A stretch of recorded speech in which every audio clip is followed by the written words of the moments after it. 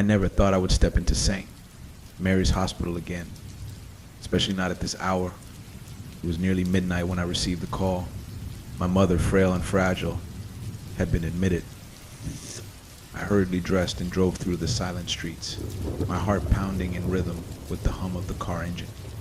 The hospital loomed ahead, an imposing silhouette against the night sky. I pushed through the heavy double doors and was greeted by an eerie silence. The reception area was empty, save for the flickering light above. The receptionist, an old woman with sunken eyes, barely looked up from her desk as I approached.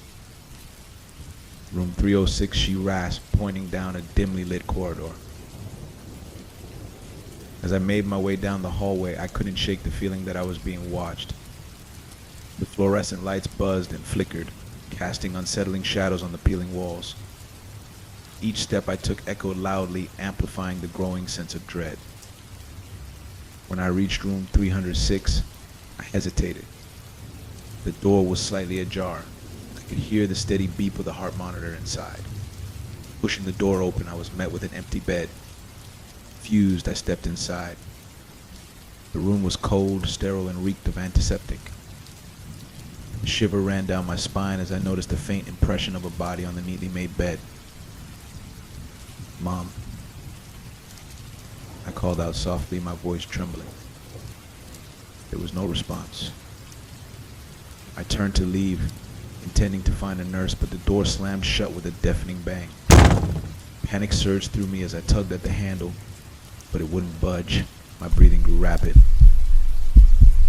and I felt my pulse in my ears. Then I heard a faint, almost imperceptible whisper. "Help me." I spun around, scanning the room. There was no one there. The whisper came again, louder this time. "Help me." It seemed to be coming from the direction of the bed. With trembling hands, I pulled back the sheets, revealing nothing but a pristine mattress. My mind raced, desperate for an explanation. Then I saw a small, crumpled piece of paper tucked under the pillow. I unfolded it, my eyes widening as I read the scrawled message. "She's in the basement."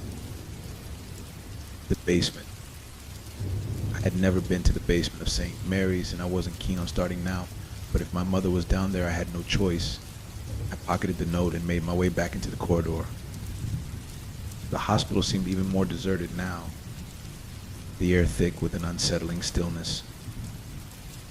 I found a stairwell at the end of the hall and descended into the bowels of the building. The stairs creaked under my weight, and the air grew colder with each step.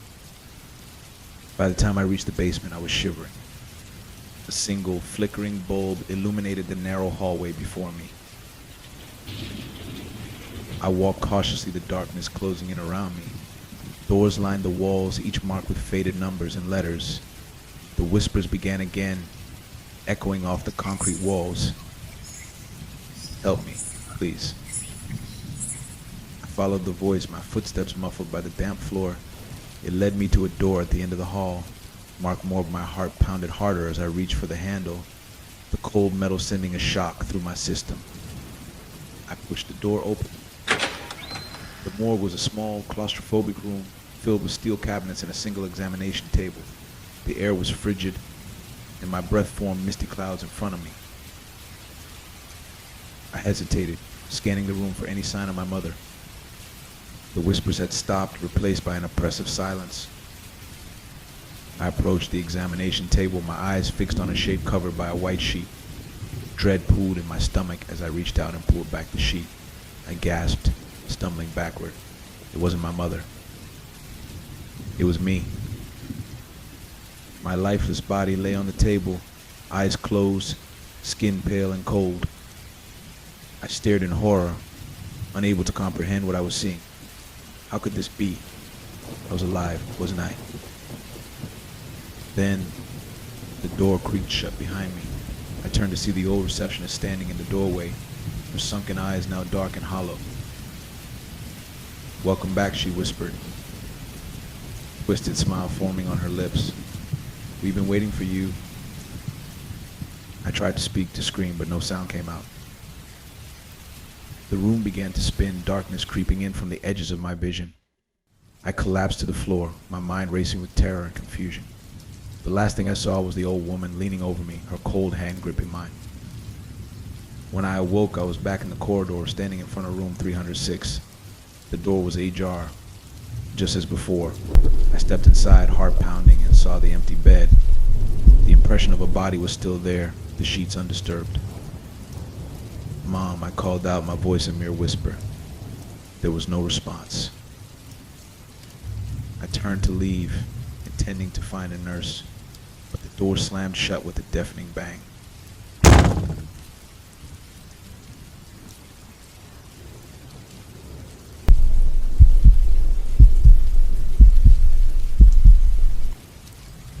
The call came in just as I was about to leave work.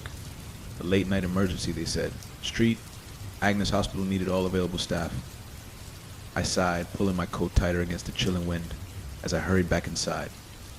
Night shifts were always the worst. The hospital was eerily quiet, the usual bustling hallways now silent and empty.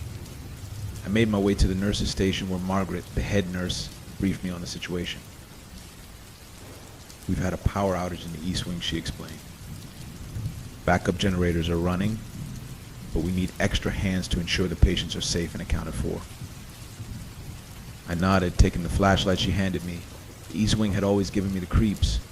Built decades before the rest of the hospital, it still retained a Victorian-era gloominess.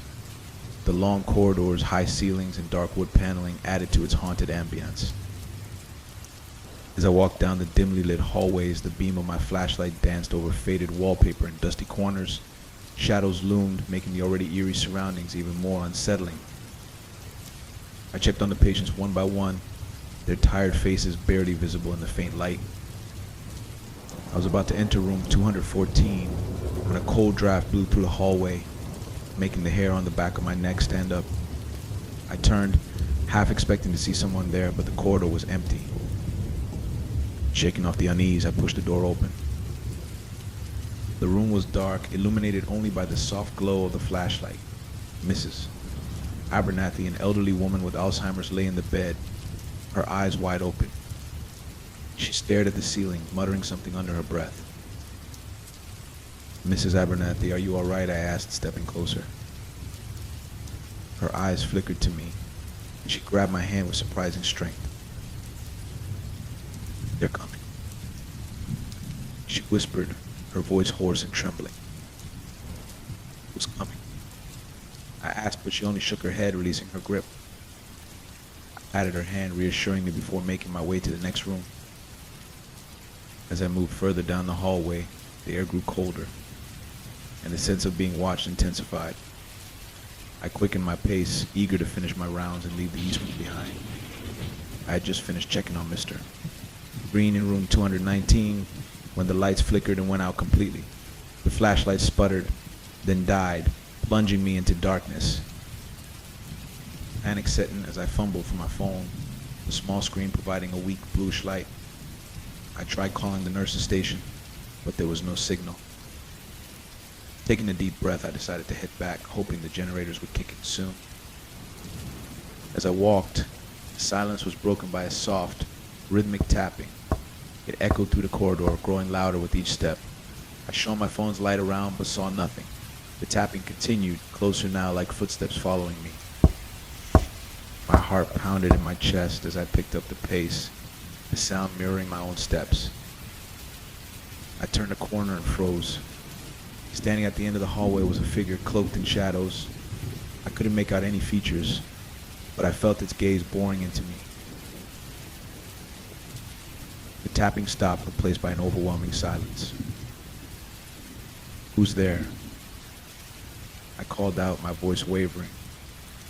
The figure didn't move. I took a hesitant step forward, then another. The figure remained still, watching. Just as I was about to speak again, the figure vanished. One moment it was there, and the next, the hallway was empty.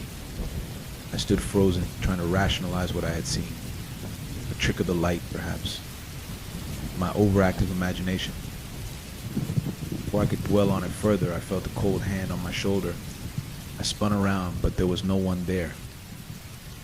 Fear surged through me, and I bolted down the hallway, not stopping until I reached the nurse's station. Margaret looked up as I burst in, breathless and trembling. What happened? You look like you've seen a ghost. I tried to explain, but the words caught in my throat. The figure, the tapping, cold hand, it all sounded so unreal. Margaret patted my shoulder reassuringly. It's probably just the stress of the blackout, she said. The mind can play tricks in the dark. I nodded, but I couldn't shake the feeling that something was terribly wrong. I spent the rest of the night in the brightly lit nurse's station, too afraid to venture back into the east wing. As dawn broke and the power was finally restored, I gathered my things to leave. Margaret handed me a folder with the night's reports. You did well, she said with a tired smile. I thanked her and made my way to the exit. As I passed by the East Wing one last time, I glanced down the hallway. The lights were back on, and everything seemed normal. But just as I was about to turn away, I saw it again, the figure standing at the end of the hallway watching me. I hurried out of the hospital, vowing never to work another night shift at St. Agnes. As I drove home, the events of the night replayed in my mind. I couldn't shake the feeling that whatever haunted the East Wing wasn't finished with me. And deep down, I knew that someday I would have to go back.